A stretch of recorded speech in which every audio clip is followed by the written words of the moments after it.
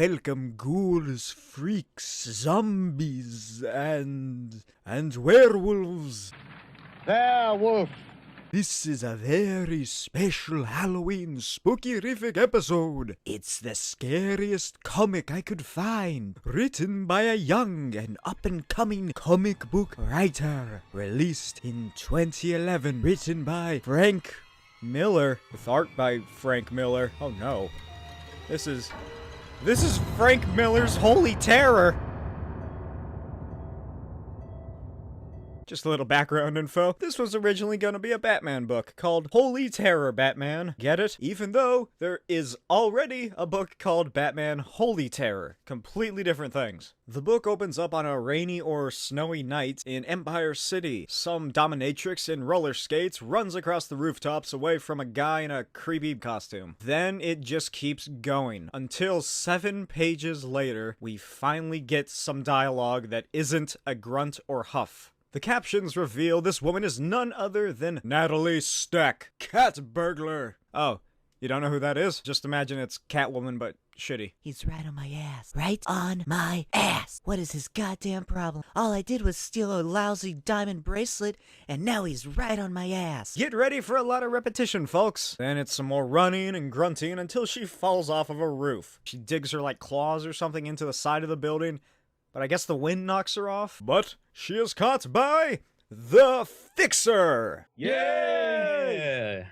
Yep, the Fixer. Frank Miller's own creation, which is just if his version of Batman used guns. So they leap to another rooftop or something, and Fixer tries to handcuff Natalie, but they fight for 3 pages. Then Natalie charges Fixer and starts kissing him. Then it's a page of both of them falling while making out. I can't really tell what happens, but they land on another rooftop, and Fixer punches Natalie away, and she tells Fixer that she hates his guts. Then this happens. I hate your guts. You make me sick.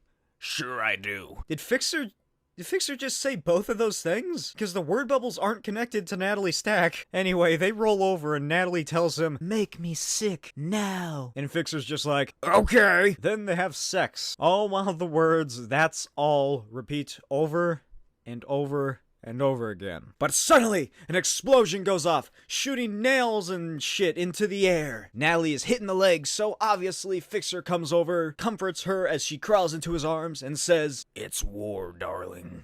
It's war. Cut to 10 minutes ago. A young woman named Amina is standing on a gargoyle looking over the city. And long story short, she's a suicide bomber who goes to a party and blows herself up. Back in now, Natalie Stack, cat burglar, is reeling in pain as Fixer holds her. He's got a tremble running through him, too. But his is anger. He wants to start killing people. I wonder if this is a line that was in the original Batman version. So it's a couple of pages of Natalie and Fixer lying on the rooftop, with Natalie just talking about what's going on. Then another fucking explosion goes off. This time it's razor blades. Fixer grabs Natalie by the leg, but her foot slips out of her boot and she falls, causing her to be a damsel in distress again. But don't worry, Fixer saves her from falling again. Then Natalie fixates on how the Fixer's chest is as strong as steel. Then she wonders who Fixer is and why he fights crime. Then she says the explosions go on forever and calls the people behind it bastards. Then we get a couple of pages of squares with shitty caricatures inside that gradually increase and fades away, signifying all the people that died, I guess. Jesus, did these people live next to a radiation dump? Oh my god, they look like mutants. Cut to the police station. Dan Donegal, a tough cop and totally not Jim Gordon, races through the station ordering his force around the city or something. I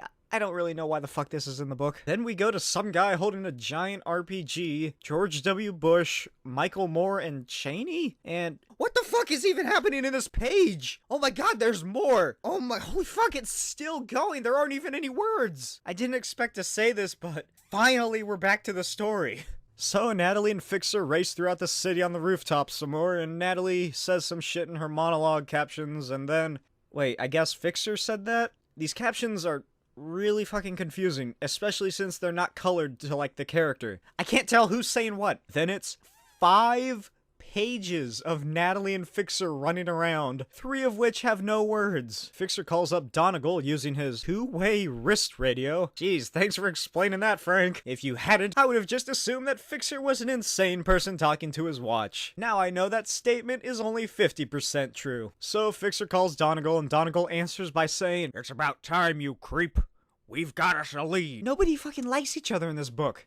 Anyway, Donegal tells Fixer some terrorist tried to blow up a bar, which he calls a saloon for whatever reason, but the detonator didn't work, so the guy got beat to shit. Now he's on a helicopter being taken to a hospital, which Fixer replies, No, you moron! Aren't you any good for anything? Land that chopper now! They're organized! They got Stinger missiles! What? How the fuck do you know this, Fixer? Oh my god, I guess Fixer was right. And the helicopter explodes. And at the bottom of the page, it shows you the people who died. So, Natalie and Fixer run off again and almost immediately find the terrorist responsible for shooting down the helicopter. Then, Fixer and Natalie kill almost all of them. Leave one alive to talk. We'll have to torture him. Torture?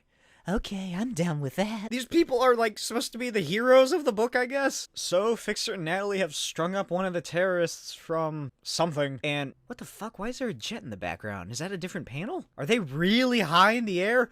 So, Muhammad, pardon me for guessing your name. Holy shit. Okay, so the guy doesn't tell Fixer anything, so Fixer breaks something on his body. Maybe like his back, I guess. Oh yeah, Fixer gave Natalie a special device capable of setting off explosive charges. So after they jump off to a nearby rooftop, they blow the guy up. Cut to another page of nonsense. Let's see. There's Sarah Palin, Vladimir Putin, some woman getting stoned, I guess, people in a theater watching some giant robot movie. What the fuck does this have to do with anything? Back with Fixer and friend, Fixer calls up another colleague of his so they can meet up. He also says that Al-Qaeda, the evil masterminds behind all of this, plan to attack at midnight. Then Fixer decides he's tired of running, so they steal a cop car. But then, jets fly above the city and bomb the knockoff Statue of Liberty, blowing it up. Cut to another fucking page of people. Let's see. There's Obama and Biden.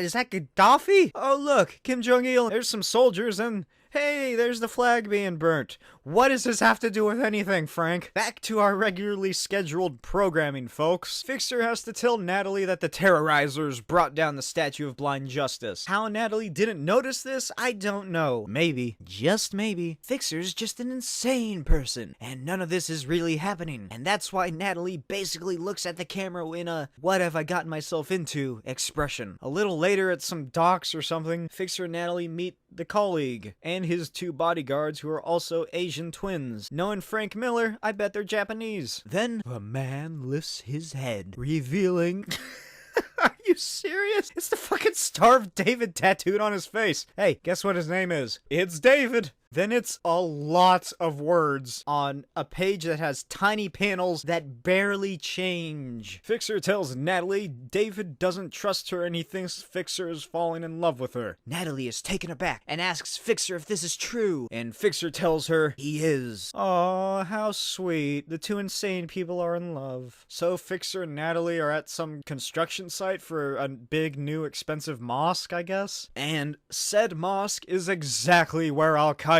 plans to launch their attack. Jesus Christ. Natalie wonders why there are no police surrounding the building, and Fixer tells her that'd be profiling. Pretty sure you're calling the kettle black there, Fixer. Oh, also Fixer tells her that he knows a general in the military or something who has the authorization to use a giant fucking space laser. Holy shit, I can't wait for that to show up in this book. Fixer tells Natalie to sneak in while he gets ready. She tells him that he better watch her back, and Fixer's like, There's no back I'd rather watch. Then Natalie swings away, creeped out by the Fixer. What the fuck is the point of the snail? Whatever, anyway, Natalie steals a burqa from some woman and sneaks into the mosque, and she's immediately caught and taken to this massive underground city. Then she's led to some Irish guy in a wheelchair who's the only one who speaks English, and he explains that Al-Qaeda has him working on this giant weapon, but since Al-Qaeda had the blueprints upside down, he built it upside down, and he's just like, I sure got them. Natalie then thinks to herself,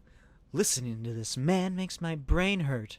Yeah, I know how you feel. So the Irish guy tells Natalie to give him the trigger or something, and Natalie flashes her leg to distract the Al-Qaeda soldiers. Then she kicks the Irish guy in the face and backflips off the platform. Okay, this fucking dinosaur monster head thing is the most detailed thing on this entire page. So Natalie lands in this weird pink water and fights some guys, but is captured and...